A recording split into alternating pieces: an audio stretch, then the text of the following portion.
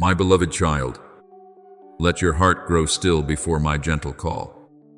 For there are things I do not give to you while you are rushing, but only when you know how to stand still long enough to recognize my hand leading the way.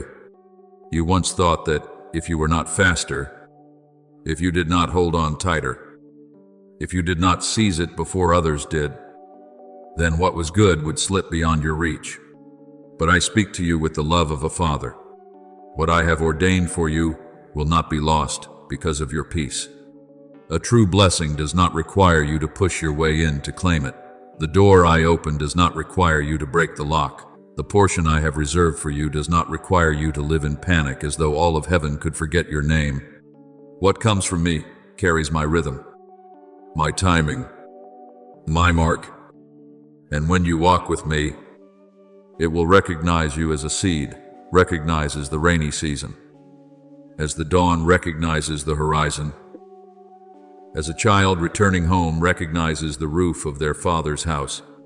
I know there are moments within you when anxiety whispers, "Hurry, or you will be left behind."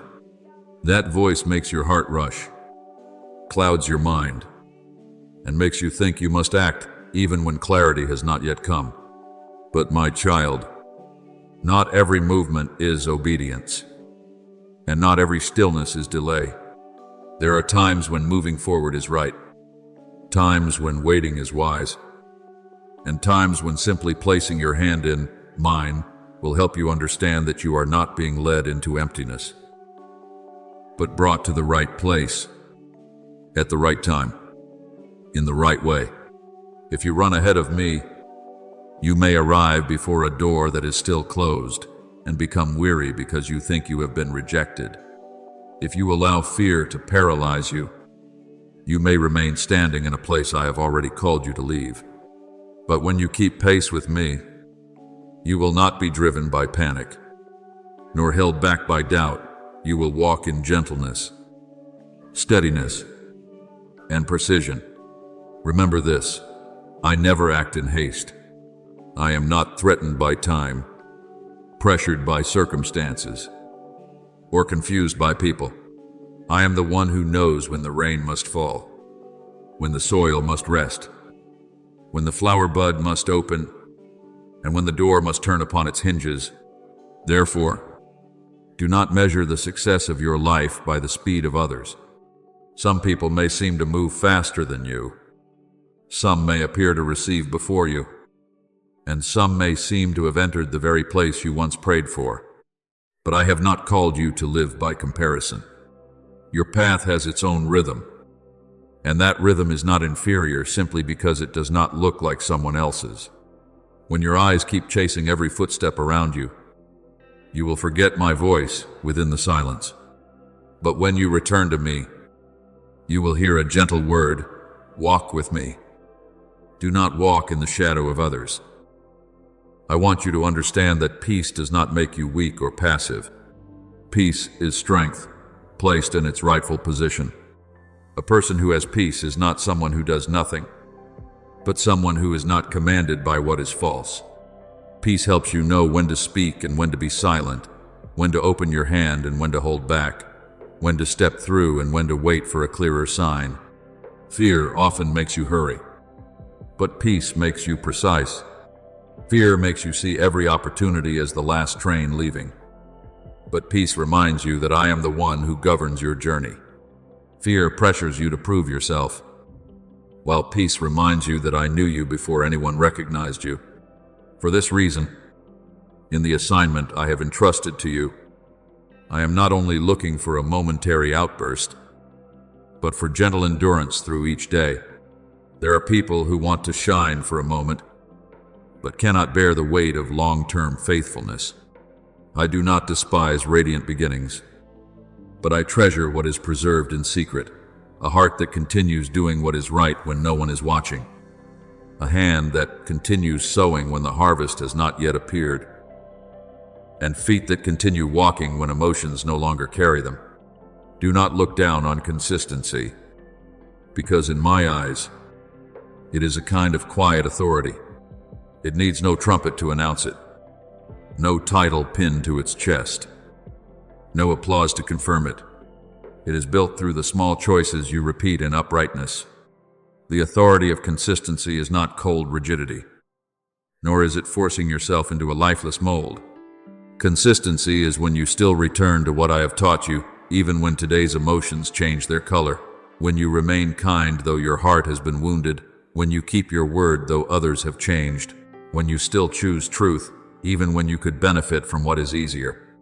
Over time, this gives weight to your life. Others may not immediately understand what I am doing in you, but they will sense a steadiness that does not come from a loud voice, but from a life set upon a deep foundation. When you live this way, your words do not need much force, yet they still touch hearts. Your presence does not need display, yet it still brings calm. Your decisions do not need excessive explanation, yet they still carry trustworthiness. Look at Nehemiah, the servant who heard that the walls of Jerusalem had been broken down. He did not rush forward in his first wave of emotion, nor did he turn pain into haste. He wept. He prayed. He waited for the appointed moment. And when the door opened before the king, he spoke the words that needed to be spoken. When he began rebuilding the wall, he faced mockery, threats, and schemes meant to pull him down from the work entrusted to him. But he did not allow the noise to pull him away from the right rhythm. He stationed guards, placed tools in the hands of the builders, kept his eyes on the assignment, and did not come down merely to answer provocation. Do you see? That consistency was not noisy, but it was powerful. It did not need to push anyone aside in order to move forward. It simply stayed in the right place, doing the right thing, at the right time. And what seemed ruined was rebuilt by hands that knew how to persevere. I tell you this, so you will understand that your assignment also requires a heart that is not easily pulled off course. There will be voices calling you away from the work I have given you just so you can prove that you are right. There will be people who want you to react faster than your wisdom allows. There will be circumstances that make you think that if you do not apply pressure, the result will never come. But I say to you, what I give does not need to be protected by impatience. You do not need to push in order to do what I have already opened. You do not need to raise your voice to have authority. You do not need to control everyone to prove that you are responsible. Stay rightly positioned in me, and what needs to stand firm will stand firm. Be faithful to what I have placed in your hands, and what needs to bear fruit will bear fruit in its season. There will be days when you feel you have progressed very little, as though you have added only one stone to a great wall. But I see the whole structure, while you only see a small part. I see maturity forming through each quiet action of yours. I see you learning not to hurry, not to give up, and not to let fear control your hands. Every time you choose peace instead of panic, you are building. Every time you choose faithfulness instead of surrendering to discouragement, you are building. Every time you choose the right rhythm instead of chasing pressure, you are building. And what is built in me will not easily collapse before the winds of life. So, my beloved child, stop seeing time as your enemy. Stop seeing waiting as proof that you have been forgotten. I am teaching you the art of walking with me, where you do not need to run ahead to feel safe, nor stand still because you are afraid of being wrong. You will learn the rhythm of grace, fast enough to obey, slow enough to hear clearly, soft enough to be shaped, and steady enough not to be swept away. When you live this way, you do not merely receive opportunities. You become someone capable of carrying what I entrust to you. For blessing does not only need to be received, blessing needs a heart steady enough to bear it. My beloved child, place your hands down from the things you have tried to hold for too long, even the image you thought you had to become. I know there are days when you look at yourself and feel you are not as steady as you wanted to be, not as strong as you promised yourself. not as peaceful as you once prayed to become. But I do not come to you with eyes of accusation. I do not stand before you as one counting your mistakes, nor do I follow behind you to record every time you are slow, every time you grow weary, every time you need to stop along the road. I come as a father comes beside a child, learning to walk again after a painful season. I bend down close to you, not to ask why you are not running yet, but to remind you that even every small step is precious to me when that step moves toward life. You once thought healing had to look like a straight road, moving farther and farther away from pain, becoming less tender each day, needing rest less and less. But my child, things that are deep do not always grow in a straight line. A tree does not rise without seasons when its roots sink deeper into the dark soil. A river does not reach the sea by one path alone. In some places it bends around rocks. In some places it grows still in the valley. And in some places it overflows the banks to find its direction again. Therefore, when you see that some days you move forward and other days you must stand still, do not rush to conclude that you have failed. There are times when stopping is not giving up, but listening. There are times when slowing down is not weakness, but wisdom. There are times when returning to examine old things is not moving backward, but allowing me to adjust your feet for a new road. I know you have often been harder on yourself than anything I have ever spoken over you. You blame yourself because you are still sensitive, still easily tired, still in need of distance, still in need of support. But my child, the wholeness I am leading you into is not a perfect shell that makes you unable to feel anything. I do not heal you by making you cold and rigid. I heal you by restoring to you a softness that is no longer led by wounds, an alertness that is no longer commanded by fear, and a strength that does not require you to deny your own limits. When you know how to recognize what you need, when you know how to say enough before something drains you, when you know how to return to the rhythm of peace instead of forcing yourself beyond your strength, that is not a sign that you are weak. It is a sign that you are learning to live truthfully under my light. On this journey, I want you to distinguish between the observation of love and the scrutiny of condemnation. The one who makes you afraid will cause you to think that every time you stop, it becomes evidence against you. But I look at you to care for you, not to accuse you. I know when your shoulders are heavy. I know when your heart is full of voices that have not yet grown quiet. I know when you smile out of politeness, though you are tired inside. And when your silence does not come from peace, but from having no strength left to explain. And precisely in those moments, I do not tell you to continue performing strength. I invite you to return, to sit in my presence, to place every burden before me, and to let me teach you that being cared for is also part of obedience. Remember Elijah, the man who once stood powerfully before dark forces, who had seen fire fall from heaven, who had witnessed my power displayed in a radiant way. Yet afterward, he fled in exhaustion, sat beneath a tree, and felt as though he no longer had the strength to keep going. I did not come to him with severe rebuke. I did not force him to stand up immediately to prove his faith. I allowed him to rest, gave him food, let him sleep, and then nourished him again. Before I gave him the next direction, I cared for his exhaustion. Do you see? Even one who is sent with strength needs gentle restoration.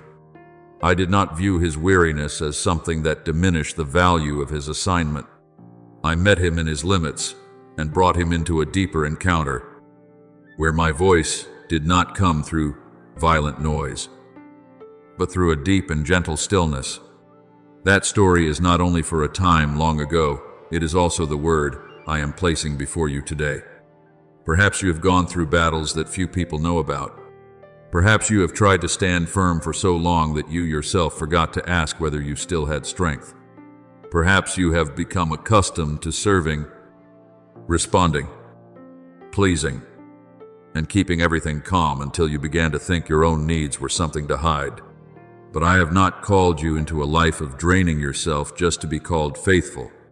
I have called you into a faithfulness that has breath, rhythms of rest, clean boundaries, and the ability to say no to what is not your portion, so that you can say yes to what I have truly entrusted to you. Every time you listen to your body with humility, you are cooperating with me.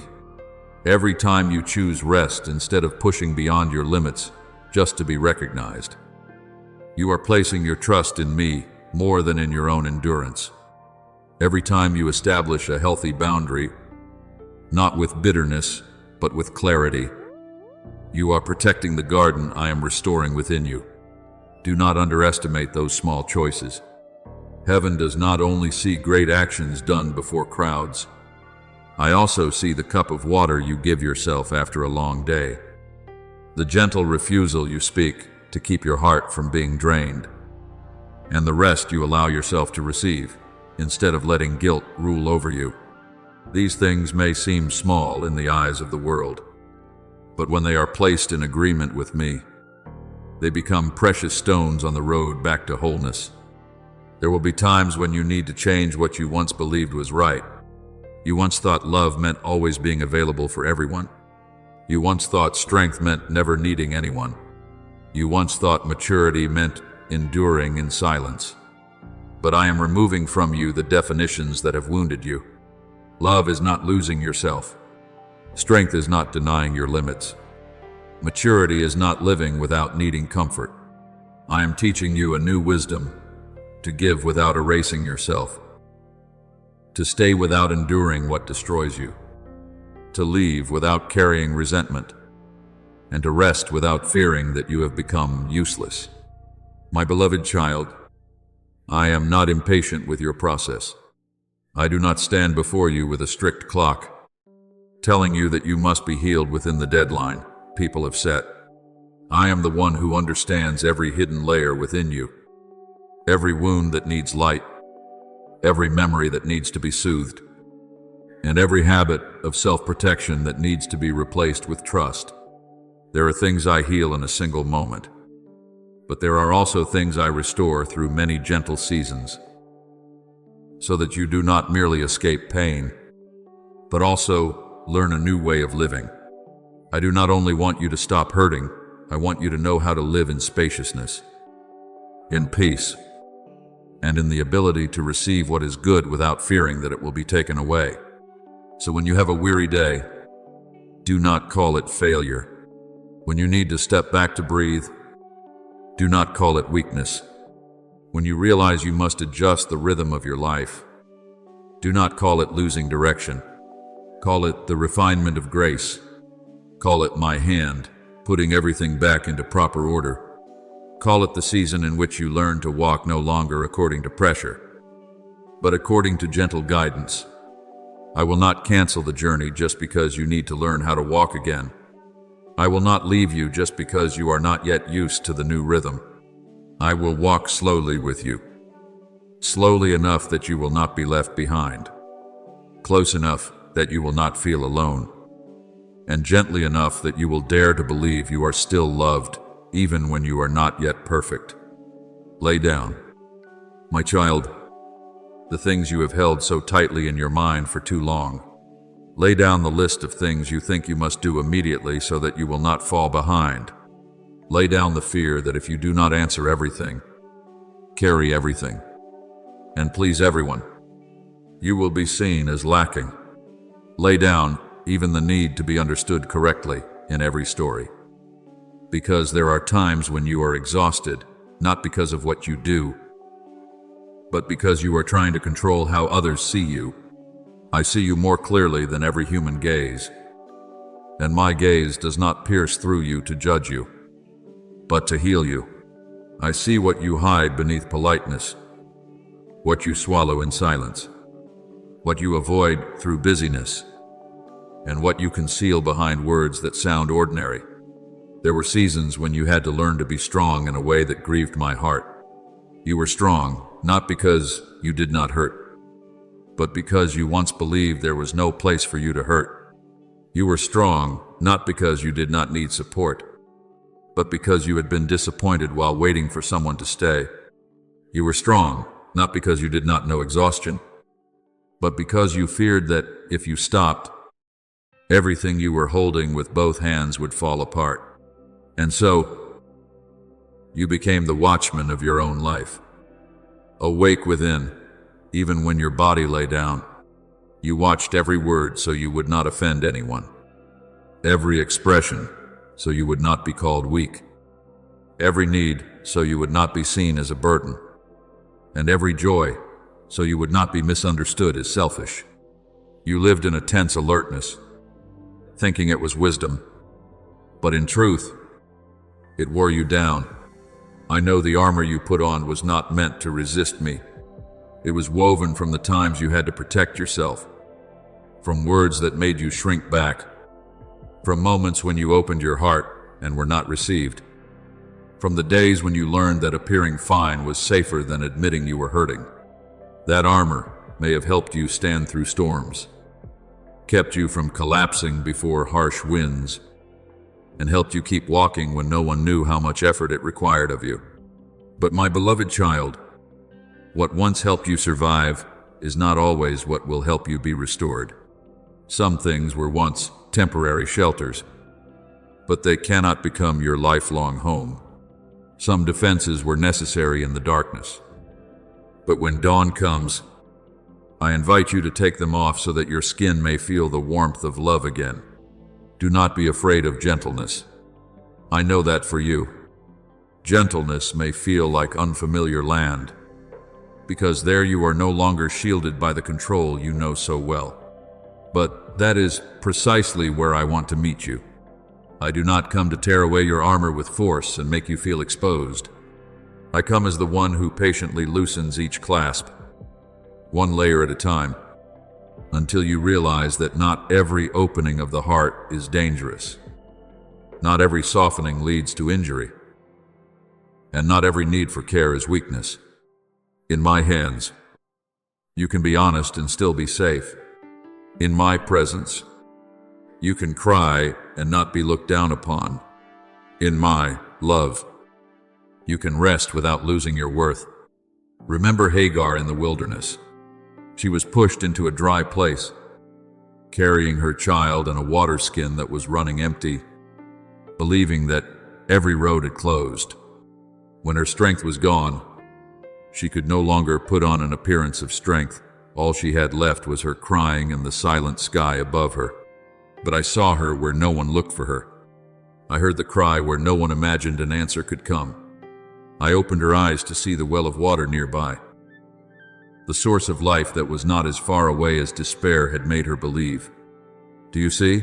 Sometimes what you need is not to try a little harder, but to let me open your eyes in the place of weariness, so you may see that my care has been closer than you thought. I do not forget the one lost in the wilderness. I do not forget you in the dry places. You do not know how to describe to anyone. Therefore, when you hear me calling, come closer. Do not understand it as a heavy demand. It is an invitation to return to the place where you no longer have to stand guard. I am not telling you to come closer so I can place more tasks upon your shoulders. I am calling you closer so I can remove burdens from your heart. I am not telling you to come closer so that you must speak beautifully. I am calling you closer so you can be silent and still be understood. I am not telling you to come closer so that you must fix yourself in haste. I am calling you closer so that my presence can gently reorder what has become tangled. Some healings do not begin with a loud declaration, but with one deep breath when you realize, I am here. And you do not need to protect yourself from my love. When differences arise, you do not need to panic as though everything is about to fall apart. Difference is not always a sign of separation. Sometimes it is an invitation into maturity. There are people who only know how to stay close when everything is the same. But relationships made steady by me will learn how to remain in respect even when perspectives do not yet align. Do not rush to patch every tension with an apology that is not true, with exhausted pleasing, or with taking all the blame upon yourself just to keep the surface calm. A surface peace purchased at the cost of inward truth is not the peace I give. I want you to learn a deeper stability, to speak clearly without wounding, to hear difference without shrinking back, to pause when needed, and to return when the heart has softened and the words have been purified. It is in conversations like these that what has been buried no longer silently rots the connection. You know, there are relationships that do not break because of one major event, but wear down through hundreds of small things left unsaid, through sorrows covered with politeness, through boundaries crossed but never named, through quiet expectations that turn into disappointment. I do not want you to build intimacy on the foundation of avoidance.